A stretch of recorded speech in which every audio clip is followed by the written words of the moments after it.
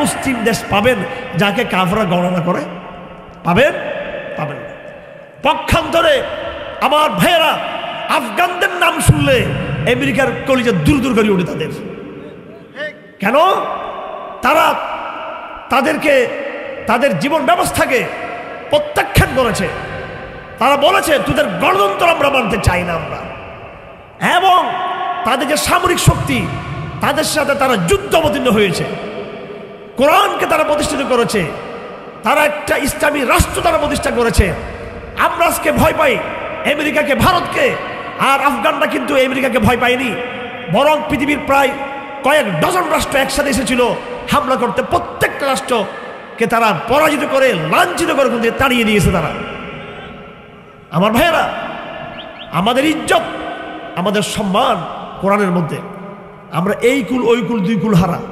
আজকে আমি সংক্ষেপে যেটা আপনাদেরকে বলবো, আমাদেরকে অবশ্যই প্রযুক্তি বিজ্ঞান শিখতে হবে, অবশ্যই শিখতে হবে। কারণ সেটা না শিখলে আপনি এই জমানায় কাফেরদের মোকাবেলা করতে পারবেন না। তাকে নিজের ঈমানকে ঠিক করতে হবে। আসুন সে কথাই আজকে আমি বলতে চাই। পৃথিবী এটা আল্লাহর বানানো ঘর। এই ঘরে আমরা রাজত্ব, ক্ষমতা, নারী, টাকা, অর্থ, গাড়ি, বাড়ি এগুলা ভোগ করার জন্যই শুধু আমরা আসি নাই। আমরা এসেছি এই বাড়ির মালিককে চেনার জন্য আমরা এসেছি দুনিয়াতে। আমাদের সাথে এই বাড়ির মালিকের চূড়ান্ত সাক্ষাৎ হবে কিয়ামতের দিন। তিনি সেখানে আমাদেরকে বদলা দিবেন, উত্তম প্রতিদান দিবেন। কিন্তু এই দুনিয়াতে আমরা অবাধভাবে, মাস বিচারহীন, লাগামহীনভাবে আমরা এই দুনিয়াতে আনন্দ বিনোদন করার জন্য আসি নাই। যারা অমুসলিম তারা অবাধভাবে নারীদের সাথে সম্পর্ক করে, কিন্তু আমরা নারীর দিকে তাকাইতে পারি না। আমরা একজন, দুইজন, তিনজন, চারজনের বেশি বিয়ে করা জায়েজ নাই। অবৈধ সম্পর্ক রাখা জায়েজ নাই। অর্থ সম্পদের ক্ষেত্রে আমরা যেখানে ইচ্ছা সেখানে আমরা অর্থ উপার্জন করতে পারি না। সুদ আমাদের জন্য হারাম, সেটা আমরা মানতে বাধ্য। ঘুষ আমাদের জন্য হারাম, সেটা আমরা মানতে বাধ্য। দুর্নীতি আমাদের জন্য হারাম, সেটা আমরা মানতে বাধ্য। অর্থাৎ এই দুনিয়াতে কোনো দিকেই আমরা কিন্তু মন মতো চলতে পারি না। আমাদের চলাফেরা সীমাবদ্ধ। আমাদেরকে আল্লাহ পাক বলেছেন, তুমি একজন পুরুষ, তুমি একজন নারী, তোমার মধ্যে যৌন চাহিদা আছে, জৈবিক চাহিদা আছে, কিন্তু তুমি তোমার মন মতো সেই জৈবিক চাহিদা মেটাতে পারবে না। আমরা পারতেছি না। এই দুনিয়াতে চতুর্দিকে আল্লাহর সম্পদ রয়েছে, চতুর্দিকে আল্লাহ পাকের সম্পদ রয়েছে, নিয়ামত রয়েছে। আমরা ইচ্ছা মতো, মন মতো, অবৈধ বৈধ সকল পন্থায় আল্লাহর নিয়ামতকে আমরা উপার্জন করতে পারি না। আমরা আমাদের জন্য বলে দেওয়া হয়েছে এটা হারাম, ওইটা হারাম, এটা হারাম। কথা ঠিক কিনা? এই পৃথিবীতে অসংখ্য বস্তু রয়েছে, সব বস্তু আমরা খেতে পারি না, সব জীবজন্তু আমরা খেতে পারি না। আমাদেরকে বলা হয়েছে শুকুর খাওয়া যাবে না, গাধার গোশত খাওয়া যাবে না, এইভাবে সমুদ্রে মাছ ব্যতীত অন্য প্রজাতির মাংস ভক্ষণ করা যাবে না। আমরা মন মতো খাওয়া দাওয়া করতে পারি না। এই দুনিয়াতে আমরা এসেছি মন মতো এক মানুষ আরেক মানুষের সাথে সম্পর্ক করতে পারে না, মন মতো আমরা আর্থিক কার্যক্রম করতে পারি না। অর্থাৎ এই দুনিয়াতে আল্লাহ পাক তার যে অসংখ্য নিয়ামত দিয়েছেন, সেই নিয়ামতগুলোকে ভোগ করার ক্ষেত্রেও আল্লাহ পাক আমাদেরকে কন্ডিশন দিয়েছেন, আমাদেরকে শর্ত দিয়েছেন, এর বাইরে যাওয়া যাবে না। সেজন্য এই দুনিয়াতে আমাদের চলাফেরা খুব সীমিত। কিন্তু একটা জিনিস আছে, সেটা হলো এই দুনিয়ার নিয়ামত আমরা কম ভোগ করতে পারবো, কিন্তু দুনিয়ার নিয়ামত দাতা যিনি আল্লাহ, তাকে আমরা অবশ্যই তাকে চিনতে পেরেছি। আর অন্যদিকে কাফেররা নিয়ামত প্রচুর তারা ভোগ করে, অবাধ মেলামেশা নারী পুরুষের, অবাধ টাকা পয়সা হালাল হারাম বৈধ অবৈধ পন্থায় তারা অর্জন করে, এবং তারা খাবার শুকুরের মাংস খাচ্ছে, গরুর মাংস খাচ্ছে, জবে গড়িয়ে খাচ্ছে, জবে না খেলেও তারা খাইতেছে, সব রকম খানা জায়েজ। আমরা কিন্তু গরুর মাংস কিন্তু জবে করা ছাড়া খাইতে পারি না। একটা গরু মারা গেলে সেটা গোশত ভক্ষণ করতে পারি না, জবাই করার পরে শরীয়ত পদ্ধতিতে তারপর আমরা খেতে পারি। অর্থাৎ এই দুনিয়াতে আমাদের কোনো দিকে স্বাধীনভাবে চলাফেরা করার অধিকার নাই। আছে? অধিকার নাই। আল্লাহ পাক দুনিয়াতে পাঠিয়েছেন, একদম আমাদেরকে সীমাবদ্ধ করে দিয়েছেন আল্লাহ পাক। কেন করেছেন? এই জন্য করেছেন, এই জগতের পরেও কিন্তু আরেকটা জগৎ আছে। ওই জগতে গিয়ে আমরা অবাধভাবে খাবার দাবার করতে পারবো, অবাধ বিচারণ করতে পারবো, অবাধভাবে আমরা সব মনের যা ইচ্ছাটা আমরা মিটাতে পারবো। সেজন্য আমার ভাইয়েরা, আমরা যারা আছি আমাদের পরিচয় হলো আমরা মুসলিম, আমরা আত্মসমর্পণ করছি আমরা আল্লাহর কাছে, আল্লাহর দাসত্বকে আমরা স্বীকার করে নিয়েছি এবং এই দুনিয়াতে আমাদের মনকে আমরা নিয়ন্ত্রণ করেছি, এই জন্য আমরা মুসলিম। আর অন্যদিকে যারা রয়েছে কাফের, তারা হলো আল্লাহর নিয়ামতের অস্বীকারী। সেটাই আল্লাহ পাক বলেছেন, ইন্না হাদাইনাহুস সাবিলা ইম্মা শাকিরা ওয়া ইম্মা কাফুরা ইন্না আ'তাদনা লিল কাফিরিনা সালাসিলা ওয়া আগলালা ওয়া সাঈরা ইন্না আ'তাদনা লিল কাফিরিনা সালাসিলা ওয়া আগলালা ওয়া সাঈরা। যারা কাফের তারা এই দুনিয়াতে স্বাধীনভাবে তারা বসবাস করবে, কিন্তু পরের যে জীবন আসতেছে, আ'তাদনা লিল কাফিরিনা সালাসিলা ওয়া আগলালা ওয়া সাঈরা, আমি তাদের জন্য শিকল, বেড়ি, ডান্ডা বেড়ি আর জাহান্নামের আগুন তাদের তৈরি করে রেখেছি আমি তাদের জন্য। ইন্নাল আবরার ইয়াশরাবুনা মিন কাসিন কানা মিজাজুহা কাফুরা। আর পক্ষান্তরে যারা নেককার হবে, দুনিয়াতে তারা মন মতো চলতে পারে নাই, মন মতো ক্ষমতা, অর্থনীতি, নারী পুরুষের সম্পর্ক, খাবার দাবার কিছুই তারা মন মতো করতে পারে নাই। আল্লাহ পাক তাদের জন্য নিয়ামত আখিরাতে অফুরন্ত নিয়ামত রেখেছেন।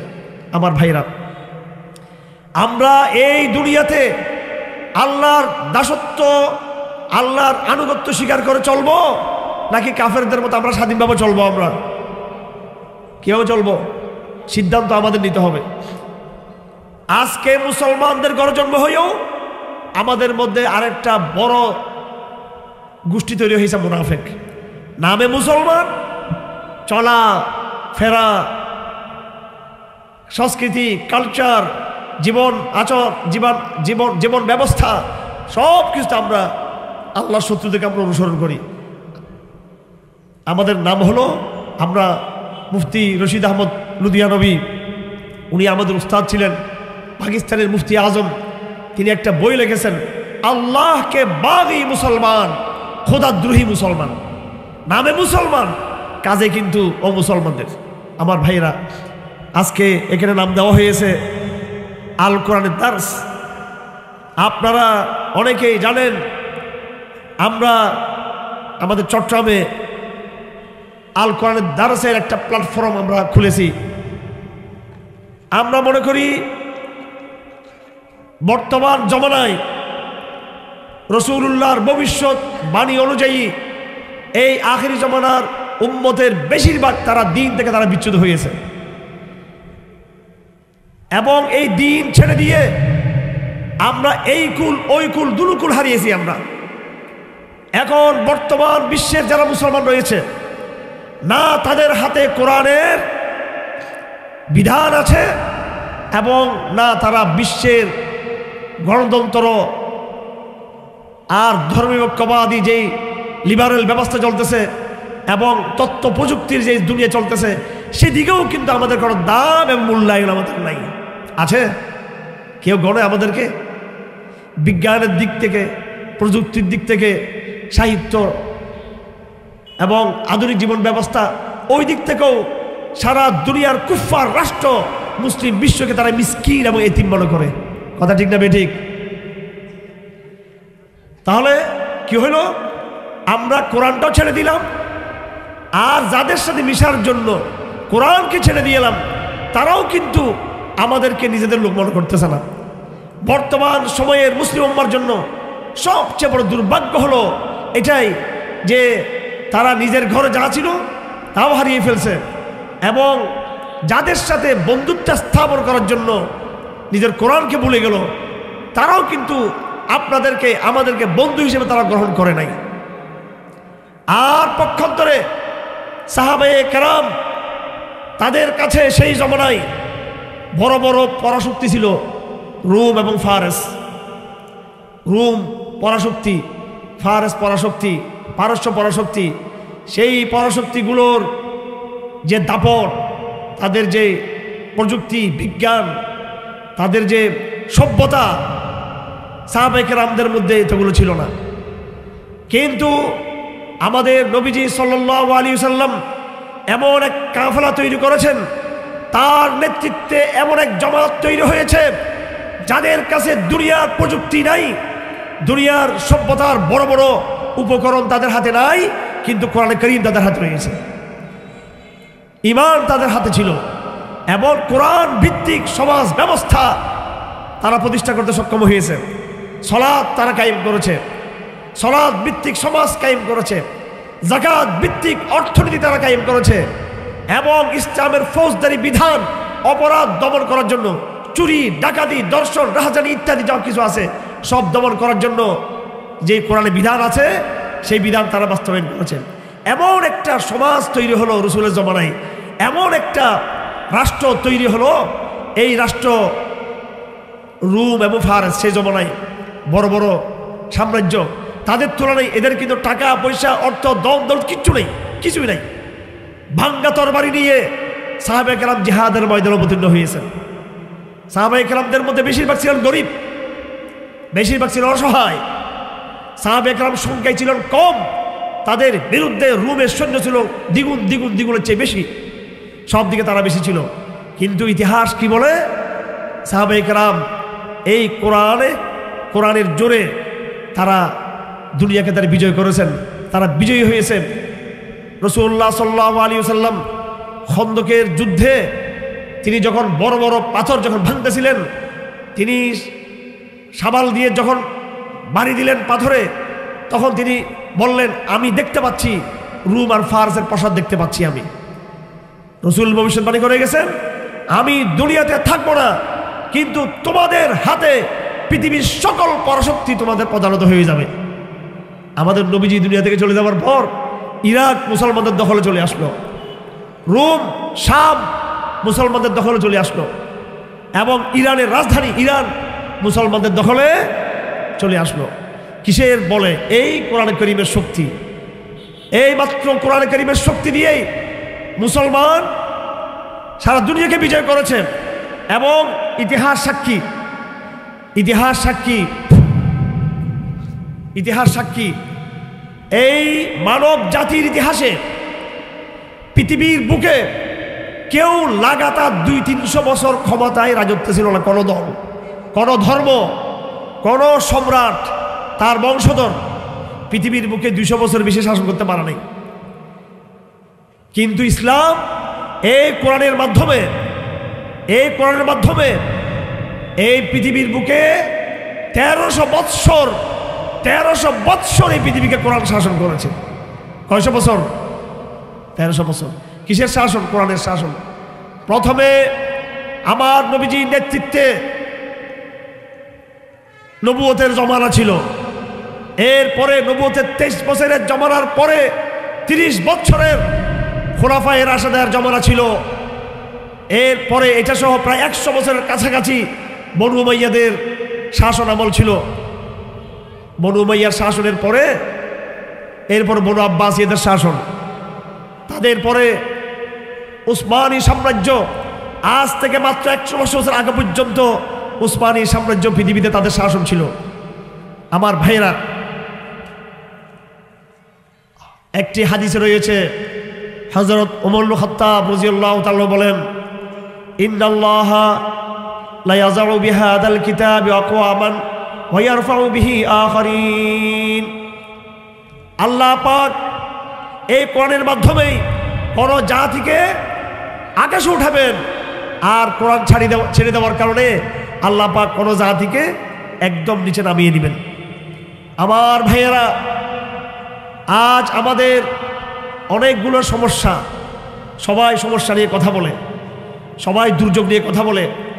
এই মুসলিম উম্মাহ বর্তমান সময়ে আমাদের যে দুর্গতি, এই দুর্গতি থেকে আমরা বাঁচতে চাই কি চাই না? আমরা চাই কি না? আমরা সবাই আমরা স্বপ্ন দেখি এই দুর্গতি আর মুসিবত থেকে কেটে উঠি আমরা, আমাদের সম্মান ফিরে আসুক, আমাদের ইজ্জত আবার ফিরে আসুক। আমার ভাইয়েরা, বর্তমানে আমরা অনেক কিছু চিন্তা করি, অনেক কিছু চিন্তা করি, শিক্ষিত হওয়ার চিন্তা করি যে আমি শিক্ষিত হলে ভালো মতো, আমি আধুনিক শিক্ষায় শিক্ষিত হলে আমি সমাজে রাষ্ট্রে নেতৃত্ব দিতে পারবো। আমরা চিন্তা করি আর্থিকভাবে টাকা পয়সা বেশি হলে আমরা মনে হয় সর্দারি মাতবরি করতে পারবো দুনিয়াতে। আমরা চিন্তা করি যে আমাদের গায়ে জোর আসলে হয়তো এগুলো হবে। আমার ভাইয়েরা, সব কিছুর আগে আপনি মুসলমান, রাসূলের উম্মত, আপনি পারবেন না ওদের মতো হতে। আপনাকে আপনারটা নিয়েই কিন্তু আপনাকে চলতে হবে। যেই পাখির যেই সুর, সেই সুর দিয়ে তাকে গান গাইতে হবে। কবুতর যদি অন্য পাখির সুর নকল করে নিজেরটা হারিয়ে ফেলবে। এইভাবে ময়না যদি কবুতরটা নকল করতে চায়, ঘুঘু পাখি যদি আরেকটা নকল করতে চায়, যাকে যে সুর দিয়ে আল্লাহ পাক দুনিয়াতে পাঠিয়েছেন তাকে সেই সুর চর্চা করতে হবে। আরেকজনেরটা নকল করলে তারটাও অর্জন হবে না, নিজেরটাও যাবে, আমও যাবে এবং কি সালাও যাবে। এই জন্য একজন কবি বলেছেন, নুরাক্কিউ দুনিয়ানা বিতামযীকি দীনিনা ফালা দীনুনা ইয়াবকা ওয়ালা মা নুরাক্কিউ। আমরা আমাদের এই দুনিয়াকে ঠিক রাখার জন্য আমরা দিনকে আমরা ছেড়ে ফেলেছি। নুরাক্কিউ দুনিয়ানা বিতামযীকি দীনিনা, আমরা আমাদের দুনিয়াকে ঠিক রাখার জন্য আমাদের দিনকে আমরা টুকরো টুকরো করে দিয়েছি আমরা। ফালা দীনুনা ইয়াবকা ওয়ালা মা নুরাক্কিউ। এখন না আমাদের দুনিয়া আছে না আমাদের দিন আছে। আজকে মুসলিম উম্মার সংকট হলো এটাই, দুই কুলহারা। একটা মুসলিম রাষ্ট্র আপনি দেখাতে পারবেন বর্তমান সময়ে তারা সব কিছু করেছে এই বাতিলের সাথে মিলার জন্য, কাফেরদের সাথে মেশার জন্য, কাফেরদের অনুকরণ করতে গিয়ে এই মুসলিম বিশ্ব গণতন্ত্র, সমাজতন্ত্র, ধর্মনিরপেক্ষবাদ, আধুনিক সিলেবাস, আরো যা কিছু আছে, বেপরদগি, ফ্রি মিক্সিং, গান বাজনা, সুদভিত্তিক অর্থনীতি, যত প্রকার অনিসলামিক কর্মকাণ্ড আছে এই প্রত্যেকটা মুসলিম দেশ সেগুলো কিন্তু পরীক্ষা করে দেখেছে। আপনি পারবেন একটা মুসলিম রাষ্ট্র দেখাতে পারবেন যে কাফেরদের সাথে তাল মিলাতে গিয়ে সে কাফেরদের মতো সে দুনিয়াতে রাজত্ব পেয়েছে? একটা মুসলিম দেশ পাবেন যাকে কাফেররা গণনা করে? পাবেন না। পক্ষান্তরে আমার ভাইয়েরা, আফগানদের নাম শুনলে আমেরিকার কলিজা দূর দূর করে ওঠে তাদের। কেন? তারা তাদের জীবন ব্যবস্থাকে প্রত্যাখ্যান করেছে। তারা বলেছে তোদের গণতন্ত্র আমরা মানতে চাই না আমরা। এবং তাদের যে সামরিক শক্তি, তাদের সাথে তারা যুদ্ধ অবতীর্ণ হয়েছে। কোরআনকে তারা প্রতিষ্ঠিত করেছে, তারা একটা ইসলামী রাষ্ট্র তারা প্রতিষ্ঠা করেছে। আমরা আজকে ভয় পাই আমেরিকাকে, ভারতকে, আর আফগানরা কিন্তু আমেরিকাকে ভয় পায়নি, বরং পৃথিবীর প্রায় কয়েক ডজন রাষ্ট্র একসাথে এসেছিল হামলা করতে। প্রত্যেকটা রাষ্ট্রকে তারা পরাজিত করে, লাঞ্ছিত করে তাড়িয়ে দিয়েছে তারা। আমার ভাইয়েরা, আমাদের ইজ্জত, আমাদের সম্মান কোরআনের মধ্যে। আমরা এই কুল ওই কুল দুই কুল হারা। আজকে আমি সংক্ষেপে যেটা আপনাদেরকে বলবো, আমাদেরকে অবশ্যই প্রযুক্তি বিজ্ঞান শিখতে হবে, অবশ্যই শিখতে হবে। কারণ সেটা না শিখলে আপনি এই জমানায় কাফেরদের মোকাবেলা করতে পারবেন না। তাকে নিজের ঈমানকে ঠিক করতে হবে। আসুন সে কথাই আজকে আমি বলতে চাই। আমাদের প্রথম কাজ হবে বর্তমানে কোরআনের দিকে ফিরে আসা। আজ থেকে 100 বছর আগে ব্রিটিশ পার্লামেন্টে সেই সময়ের প্রধানমন্ত্রী, তার নাম ছিল মিস্টার লর্ড গ্লাডস্টোন। আমি বহু আগে, প্রায় 30-35 বছর আগে লেখা পড়ছি, সেটা বলতেছি। তিনি একদিন সংসদে বললেন, মুসলমানদেরকে আমরা কেমনে তাবেদার বানাতে পারি। কে বলতেছে এটা? ব্রিটিশ মন্ত্রী, ব্রিটিশ প্রধানমন্ত্রী, একবারে সমস্ত এমপি মন্ত্রী মিনিস্টার সব বসা আছে। তিনি প্রস্তাব দিয়েছেন, প্রশ্ন করেছেন কি কৌশলে কি উপায়ে আমরা মুসলমানদেরকে আমরা আমাদের চিরজীবন তাদেরকে গোলাম বানিয়ে রাখতে পারবো। কেউ বলল মুসলমানদের মধ্যে নারীবাদকে ছড়িয়ে দেন, নারী নিয়ে তারা পাগল হয়ে যাক। কেউ বলল তাদের মধ্যে গান বাজনা প্রকাশ করে, গান বাজনা ছড়িয়ে দেন। আর কেউ বলল তাদের মধ্যে সুদ ভিত্তিক অর্থনীতি তাদের মধ্যে প্রতিষ্ঠা করে দেন। কেউ বলল গণতন্ত্র সেখানে পাঠিয়ে দেন। কেউ বলল তাদেরকে ইংরেজি ভাষা শিক্ষা দেন। কেউ বলল তাদেরকে বাইবেলের প্রচার করেন। এক একজন এক একটা বলতে লাগলো, অনেকজন অনেক কথা বলতে লাগলো। উনি সব প্রস্তাব শোনার পর তিনি সর্বশেষ দাঁড়িয়ে বক্তব্য দিলেন। তিনি বললেন, তোমরা যত প্রস্তাব দিয়েছ মুসলমানদেরকে ইসলাম থেকে বিচ্যুত করার জন্য, সব ঠিক আছে আপন জায়গায়, আমি একমত। মুসলমানদের মধ্যে মদ, নারী, সুদ, ঘুষ, গণতন্ত্র, আরো যত রকমের প্রোডাক্ট আছে সব কিছু পাঠাতে হবে সেখানে, এগুলো দিয়ে মুসলমানদেরকে ব্যস্ত করে দিতে হবে। কিন্তু আছে এখানে। তিনি বলতেছেন মুসলমানরা যতই মদ পান করুক না কেন, যতই বেবিচার, অন্যায়, অনাচার, হারাম করুক না কেন, যতক্ষণ পর্যন্ত মুসলমানদের হাতে কোরআন থাকবে ততক্ষণ আমরা তাদেরকে পরাজিত করতে পারবো না। তিনি কোরআন শরীফ হাতে নিয়েছেন, কোরআন শরীফ হাতে নিয়ে দেখাচ্ছেন যতক্ষণ এই কিতাবটা আছে ততক্ষণ পর্যন্ত কিন্তু আমরা যতই তাদেরকে আমরা নষ্ট করার চেষ্টা করি না কেন, আমরা এদেরকে স্থায়ীভাবে আমরা তাদেরকে আমার গোলাম বানাতে পারবো না।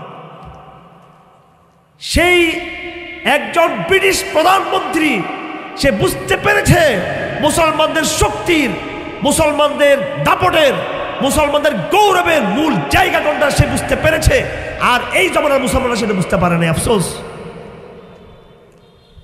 আমার ভাইয়েরা, আল্লাহ পাক সুবহানাহু ওয়া তাআলা এই মুসলমান জাতিকে দুনিয়াতে কেন পাঠিয়েছেন?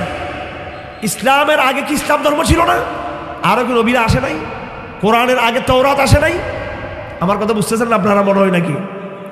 হ্যাঁ, গ্রামের মানুষ সুর সুর সুর শুনতে চায়, সুর দিয়ে শর্টকাট ব্যস্তা কেমনে যাবে, কাজের কথা শুনতে চায় না। এমন একটা সমাজ গড়ে উঠছে আমাদের, মূল কাজের খবর নেই, সুর নিয়ে পাগল সবাই। হ্যাঁ, সবাই কাহিনী শুনতে চায়। হ্যাঁ, সবাই খাজা বাবার কাহিনী শুনতে চায়, গল্প কাহিনী শুনতে চায়। হ্যাঁ ভাইয়েরা আমার, যে সমস্ত গল্পগুলো মাহফিলে শুনেন অর্ধেক গল্প বানোয়াট, এগুলো অবাস্তব মিথ্যা গল্প। এগুলো কোরআনেও নয়, হাদিসেও নাই। এই কোরআনে বহুত গল্প আছে নবীদের, এইগুলো ওয়াজ করে না কেন এরা? কোরআনে গল্প আছে না নাই? হ্যাঁ, একটা দুইটা নাকি? একটা দুইটা? হ্যাঁ, হুজুর বলছে 500। অসংখ্য গল্প কোরআন শরীফে আছে। হ্যাঁ, অসংখ্য গল্প। কোরআনের গল্প আমরা করি না, হাদিসে গল্প আছে এগুলো আমরা করি না, আমরা করি বানোয়াট গল্প। কারণ বানোয়াট গল্প একটু মজা বেশি। আর দেখবেন আমাদের ছেলেমেলে ওই চিপস খাবে, চকলেট খাবে, এগুলো খেয়ে খেয়ে পুরো জাতি ধ্বংস হয়ে যাচ্ছে। দোকানে গেলে আপনি ভেজাল ছাড়া কিছুই পাবেন না। আর ভালো জিনিস দিবেন, হ্যাঁ, তাকে স্যুপ দিবেন, স্যুপ খাবে না। জিন্দেগিতে আমাদের কোনো ছেলেকে স্যুপ খাওয়াতে পারি না আমরা। মুরগির স্যুপ, ডিমের স্যুপ খাওয়াতে পারবেন না। হ্যাঁ, কিন্তু একটু চপচপ করে দিবেন, ভেজালগুলো খাবে। আমরাও যারা বুড়ে তারাও যত তেল, যত সেটা আমরা পছন্দ করি। আমরা নিরামিষ খাবার পছন্দ করি না কেউ। তা আমাদের বয়ানগুলো নিরামিষ, কিন্তু শরীর স্বাস্থ্য ঠিক থাকবে, ইমানের হালত ঠিক থাকবে ইনশাআল্লাহ, মাথা ঠিক থাকবে, ভেজাল ওয়াশ করতে পারবো না। আমার ভাইয়েরা, আপনাদের আমাদের সকলকে আজ ঘুরে দাঁড়াতে হবে। আমরা বড় কঠিন সময়ে চলে আসছি, আমরা দুনিয়াতে অনেক বড় কঠিন সময়ে চলে আসছি আমরা। চতুর্দিকে, একদিকে ভারত, একদিকে মায়ানমার, একদিকে আমেরিকা। একটু ধৈর্য ধরেন, যতক্ষণ আল্লাহ সুযোগ দিয়ে কথা বলি তারপর বন্ধ করে দিব। ইস্তেকামত থাকেন, আল্লাহ ভরসা রাখেন। এই বৃষ্টিটা আল্লাহর হুকুমে হচ্ছে কেমন? আল্লাহ পাক আমাদের পরীক্ষা নিচ্ছেন। এই এতটুকু যদি আমরা হেলে যাই, যখন ভারত আক্রমণ করবে তখন কি করবেন? হ্যাঁ, যখন আমেরিকা আক্রমণ করবে তখন কি করবেন? পালিয়ে যাবেন নাকি? হ্যাঁ, আমার ভাইয়েরা শুনুন, আমাদেরকে এখন এই সময়ে আমরা ইসলাম মানলেও কাফেররা আমাদেরকে মারবে, ইসলাম না মানলেও তারা আমাদেরকে মুসলমান মনে করে আমাদেরকে মারবে। তারা আমাদের বাঁচা আরেকটাই উপায়, আপনি যতই বলেন আমি পুরোপুরি ইসলাম ফলো করি না, তাও আপনাকে ছাড়বে না। কারণ তোর বাপদাদা মুসলমান, মুসলমানের গর্ভে জন্ম হয়েছিস, তোর নাম মুসলমানের, তোরে সাইজ করবো। এটাই আমার ভাইয়েরা, আমার আজকের প্রস্তাব হলো এই সময়ে আমাদেরকে সিদ্ধান্ত নিতে হবে আমরা যেন কোরআন শরীফের দিকে ফিরে আসি। একবার আমাদের নবী সাল্লাল্লাহু আলাইহি ওয়াসাল্লাম সাহাবে কেরামদেরকে নিয়ে সফরে বের হলেন। হঠাৎ সফরের মাঝখানে গিয়ে আমাদের নবীজি সাল্লাল্লাহু আলাইহি ওয়াসাল্লাম আকাশের দিকে তাকালেন, আসমানের দিকে তাকালেন, তাকিয়ে বলতেছেন, হাই হাই, এমন একটা সময় আসবে, এই সময়ে তোমাদের মধ্যে আর কোরআন থাকবে না, কোরআনের চর্চা থাকবে না, কোরআনের চর্চা থাকবে না, কোরআন উঠে যাবে। তখন সাহাবী বললেন, ইয়া রাসূলুল্লাহ, কোরআন কেমনে উঠবে? আমরা কোরআনকে যেতে দিব না, আমরা কোরআন পড়বো, আমার বাচ্চাদেরকে কোরআন বেশি করে পড়াবো। তখন আল্লাহ রাসূল বললেন, হে আমার সাহাবী, শুনো, তোমাদেরও আগে কোরআনের মতো একটা কিতাব আল্লাহ পাক নাযিল করেছিলেন, সেই কিতাবের নাম হচ্ছে তাওরাত। আর তোমাদের মতো একটা মুসলমান জাতি ছিল, তাদের নাম হলো বনি ইসরাইল, তারাও কিন্তু দুনিয়াতে ছিল, আসছিল দুনিয়াতে। তোমরা যেমন মুসলমান জাতি, তারাও মুসলমান জাতি ছিল। তোমরা যেমন নাকি কোরআন পড়ো, তারাও কিন্তু তাওরাত পড়তো। কিন্তু একটা সময় তারা তাওরাতকে নষ্ট করে দিল, বিকৃত করে দিল। পুরো মুসলমান, পুরো দল তারা ইসলাম থেকে বিচ্যুত হয়ে তারা মুরতাদ মুশরিক হয়ে গেল, তারা নাউযুবিল্লাহ। এইরকম একটা সময় তোমাদের উপর আসতেছে, তোমাদের হাতে কোরআন আছে কিন্তু কোরআন তোমরা মানবে না। আচ্ছা, বৃষ্টি আসছে, এখন কি করা যায় বলেন? হ্যাঁ, আচ্ছা, না আমার তো সমস্যা নাই, পাবলিক তো স্থির হয়ে গেছে, ঠিক আছে। সামান্য বৃষ্টিতে পাবলিকের অবস্থা, এই গাজার মতো হামলা শুরু হইলে এই পাবলিক তো কি হবে আল্লাহ জানে এদের। হ্যাঁ,